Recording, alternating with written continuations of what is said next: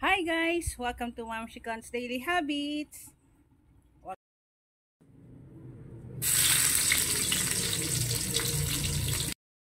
Hi guys! Ngayon ay maglalakbay tayo sa ibang probinsya at magluluto tayo ng masarap nilang potahe o ano ba tawag doon? Yung kanilang menu. Ito po yung natutunan ko sa kanila. So, samahan niyo akong magluto nitong kanilang mga special na pagkain. Ayan. So, meron ako ditong chicharon bulaklak. So, bali, na-chop-chop na siya na, na pinakuluan. Na unang kulo, itinapon natin.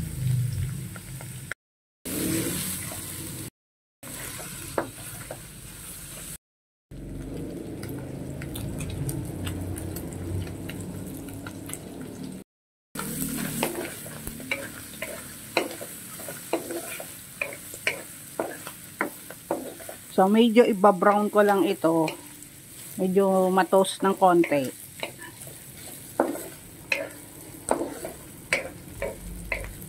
So, the truth is, first time ko tong gagawing iluluto. Dahil nakatikim lang ako nito at tinanong ko nga kung paano nila niluto.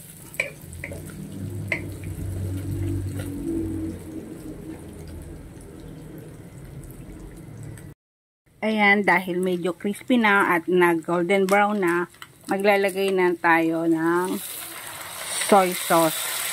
So, tatantyahin ko lang base dun sa dami ng ingredients o sa dami ng ating iluluto. Ayan, ganun, tansya-tansya lang kasi tulad din ng buhay. Ayan, tansya-tansya din. Ayan na, amoy adobo na. At ilalagay ko na yung stem ng gabi.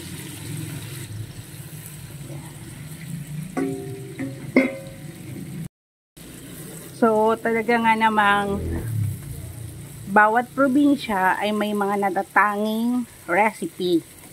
Talagang malikhain sila kung ano yung meron sa probinsya nila para maging masarap na ulam o pagkain Pinoy.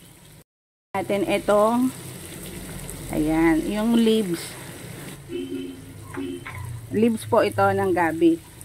So ayan, ano ko lang parang sa sitaw sa ni-roll ko, naka-roll siya.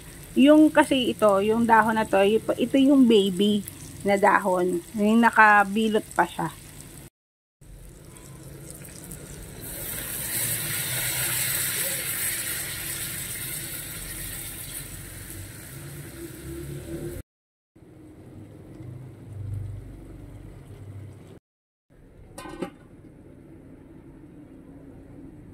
Papakuluin natin hanggang sa maluto yung gabi.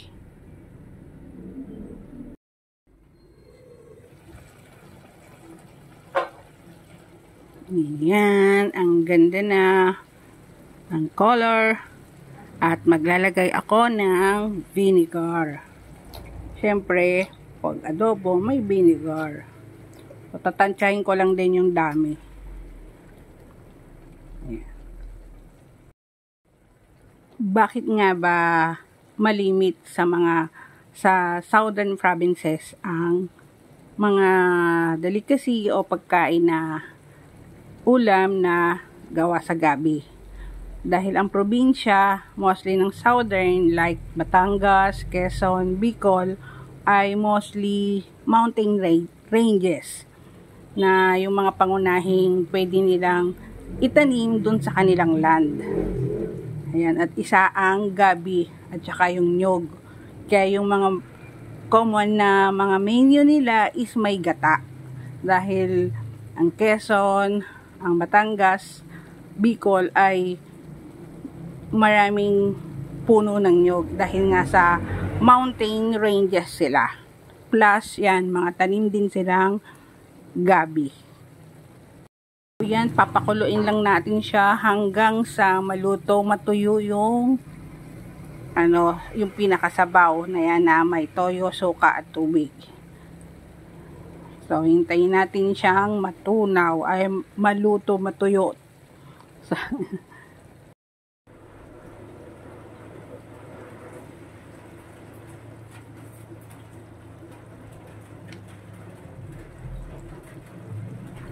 So, ayan na, malapit nang matuyo. Ayan.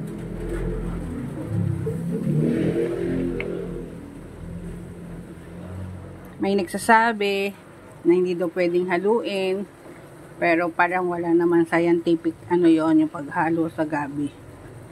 Kasi sabi nila pag hinalo, kakati daw. Pero parang wala naman scientific. Ang alam ko talaga, may ganun talagang gabi na makati at merong hindi. Tuyot natin kasi mas masarap daw yung tuyot nito. Shout out ko lang pala yung ating mga kaibigan dito sa YouTube na continuous ang suporta. Shout out po kay Punggok TV, Bike and Fish Adventures, AAG Mix Vlog, Lumaga Vlog, Arthur Blanco ng UK na nagbabakasyon dito ngayon sa Pilipinas, kay Nanay Paz, YouMade's Channel, at si Mang Ruben na ang ganda ng kanyang mga tomato sa garden, si Easy Cooking with Iwin in Canada, kay Miss Pearl Lorenzo na magaling na plantita, shout out po, kay Meko Tisins Vlog, shout out, Nora T Vlogs, at kay Mamalu Vlog na ito, at saka kay Ate Millet Vlog, shout out po sa inyo, Princess Freya na palaging sumusuporta sa aking mga vlog. Yan.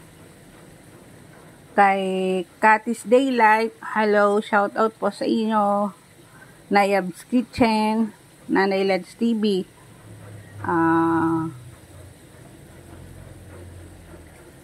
at saka kay Miss Helenis in Netherlands, and Ellen and Arthur Vlog. Yan, mga dati ko na po silang classmate dito sa YouTube. Shout out din dun sa aking new followers na si Aileen Zamora at Senior B. Yan, mga bagong nating kaibigan. Yun. So, ito na guys.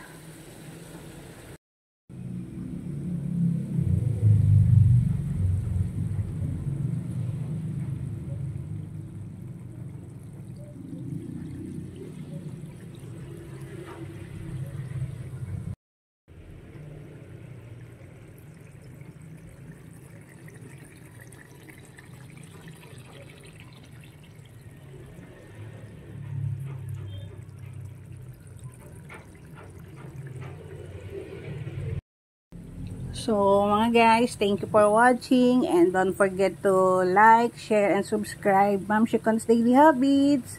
Ito na yung ating adobong gabi na alam at known in Bicol. Salamat guys, hanggang sa susunod. Bye! At luto na itong ating gabi.